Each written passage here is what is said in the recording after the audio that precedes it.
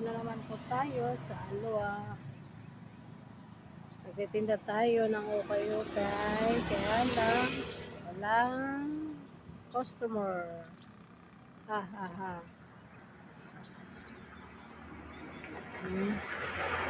Anong oras na? Mag-alas 10 na, wala pang benta. Ano ba yan?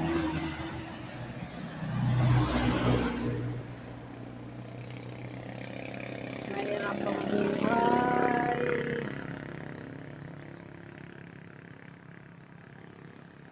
Bumili na lang kayo ng ukay-ukay dyan. Ukay-ukay, 5 ang kikay.